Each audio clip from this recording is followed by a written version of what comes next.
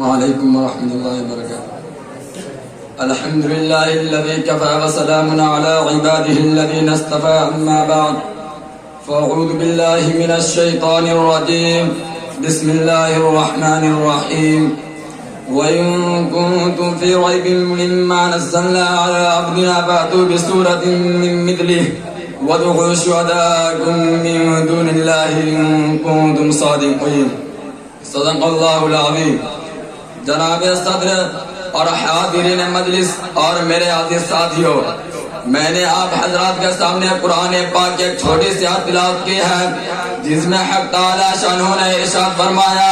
کہ یہ جو قرآن محمد عربی صلی اللہ علیہ وسلم تمہیں پڑھ کر سناتے ہیں، اس کے علوم و معارف تمہارے سامنے بیان کرتے ہیں، اس کی صداقت و سچائی کا اعلان کرتے ہیں، اور تم یہ سمجھتے ہو، تمہارا خیال یہ ہے کہ یہ اسی کا کلام ہے، آسمانی وحی نہیں ہے، میری طرف سے نازل نہیں ہوا ہے، تم میرے حبیب کو جھٹلاتے ہو۔ تم میں سے کہنے والے کہتے ہیں لو نشاء لقلنا مثل هذا، اگر ہم چاہتے تو اس جیسا کلام ہم بھی پیش کر دیتے۔ تو آؤ، تمہارے لیے راستہ صاف ہے، تم بھی انسان ہو، تم بھی اسی خطہ کے رہنے والے ہو، بلاغت لسانی میں تمہاری مثال نہیں، فصاحت و بلاغت میں تم امام ہو، تمہاری ادنا سے ادنا چھوکریاں بھی شورا ادبا کی مجلس میں خلبلی مچا دیتی ہے، تم نظم و نثر کو استاد ہو، ماہر فن ہو، کوئی جیسا کلام پیش کر دو۔ حضرات، نبی کریم صلی اللہ علیہ وسلم کی زبان خداوند قدوس نے چیلنج کیا،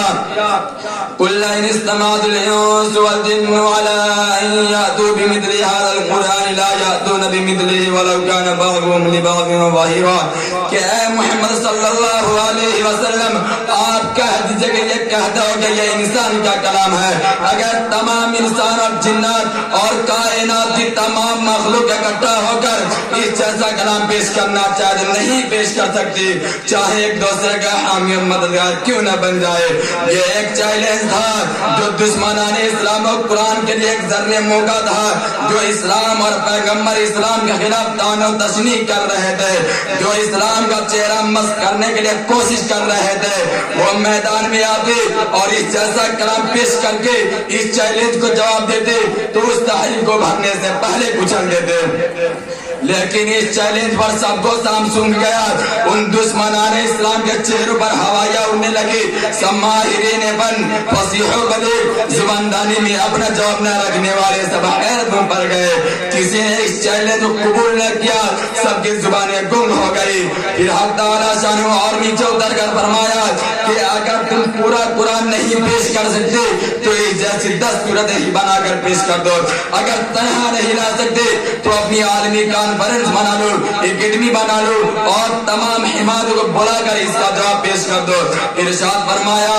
ام یقولون افتراه قل فأتوا بعشر سور مثله مفتریات وادعوا من استطعتم من دون الله إن كنتم صادقین۔ کیا تم یہ کہتے ہو کہ محمد صلی اللہ علیہ وسلم نے سب کو گھیر لیا ہے؟ تو کہہ دیجئے کہ اے محمد صلی اللہ علیہ وسلم، تم یہ جیسی 10 صورتیں ہی بنا کر پیش کر دو اور اللہ کو چھوڑ کر جسے چاہو اسے بلا لو، اگر تم اپنے اس قول میں سچے ہو۔ لیکن دوستو، اس چیلنج پر بھی عرب کے معاشرے سے کوئی صدا بلند نہیں ہوئی، کسی کے لئے اہمیت نہیں بھر کی، کسی دل میں غیرت نہیں آئی، کسی طبیعت میں جوش و بہار پیدا نہیں ہوا کہ جیسا کلام پیش کر کے رسول اللہ صلی اللہ علیہ وسلم کے خلاف ایک نامحرم کھڑا کرتے تھے اور اس تحریک کو بے خوف ان سے اکھاڑ پھینکتے۔ اللہ تبارک و تعالیٰ نے ان کی رگ اہمیت کو پھر للکارا، ان کی غیرت پھر تیشہ زنی کی اور ان کے شک و شبہ کو پھر مہمیز لگائی اور صداقت کا اعلان کیا۔ فرمایا وَإِن كُنتُمْ فِي رَيْبٍ مِّمَّا نَزَّلْنَا عَلَىٰ عَبْدِنَا فَأْتُوا بِسُورَةٍ مِّن مِّثْلِهِ وَادْعُوا شُهَدَاءَكُم مِّن دُونِ اللَّهِ إِن كُنتُمْ صَادِقِينَ۔